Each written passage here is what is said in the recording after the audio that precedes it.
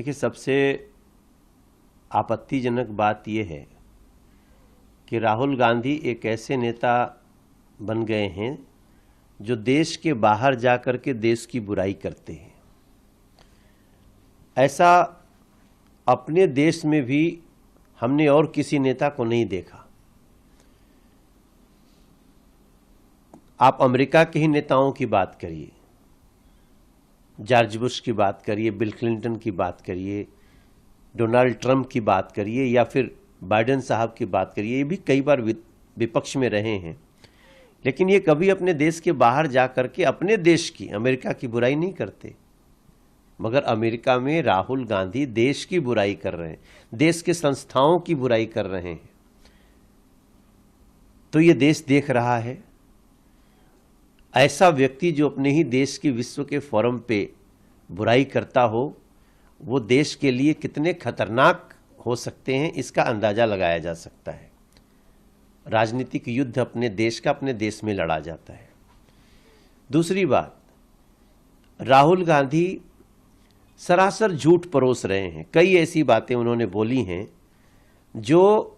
जिसका कोई भी आधार नहीं है। हमारे देश के सिख कम्युनिटी को लेकर झूठ बोला है उन्होंने। यहां किस गुरुद्वारे में सिख परिवार के किसी व्यक्ति को जाने के लिए परमिशन लेना पड़ता है, टर्बन के लिए परमिशन लेना पड़ता है? इस तरह का झूठ मैं समझता हूं कोई मानसिक रूप से मंद बुद्धि ही बोल सकता है, जिसको पता नहीं चले कि आप बोलेंगे वहां तो पता चलेगा। यहां ग्लोबल दुनिया है। तो राहुल गांधी जी का जो बिहेवियर है वह स्पष्ट रूप से दिखा रहा है देश को कि ये लोग किसी भी तरह से विश्वास के लायक नहीं है। सर, उन्होंने आरक्षण, राहुल गांधी आरक्षण को खत्म करने की बात कई बार कर चुके हैं। जब जब उनको थोड़ा देर तक माइक पे बोलने को दे दीजिए, वो एक जगह आ जाते हैं जहां आरक्षण समाप्त करने की बात करते हैं। इनके जो पूर्वज थे वो भी ऐसे ही बात करते थे। नेहरू जी की बात कर लीजिए। और राहुल गांधी का एक बार फिर से आरक्षण समाप्त करने की बात आज फिर से देश में चर्चा का विषय है।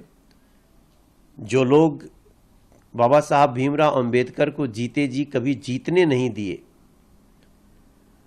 वो लोग आरक्षण के पहले से विरोधी रहे हैं।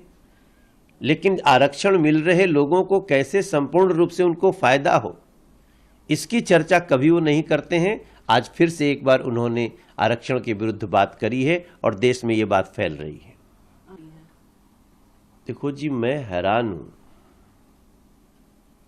कि ममता बनर्जी बंगाल की मुख्यमंत्री के द्वारा रेप और मर्डर के उस विक्टिम परिवार को पैसा देकर के चुप कराने की कोशिश की गई।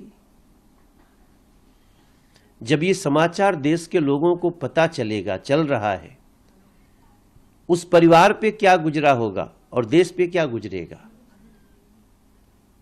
मैं समझता हूं इस घटना ने ममता दीदी का दीदी हटा दिया है। अब ममता को कोई दीदी नहीं कहेगा। मां माटी मानुष से कोई संपर्क नहीं रह गया ममता बनर्जी जी का।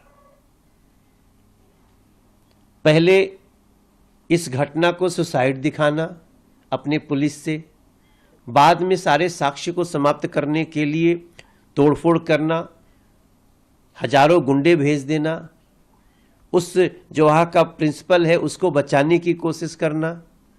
और अब समझ में आ रहा है, अब पता चल रहा है, डायरेक्ट उनके परिवार के लोग बता रहे हैं कि चुप रहने के लिए पैसा दिया जाने का बात किया गया। It's horrible. ये बहुत भयानक है। और मैं समझता हूं देश भी देखे, पश्चिम बंगाल भी देखे कि कैसे लोगों के हाथों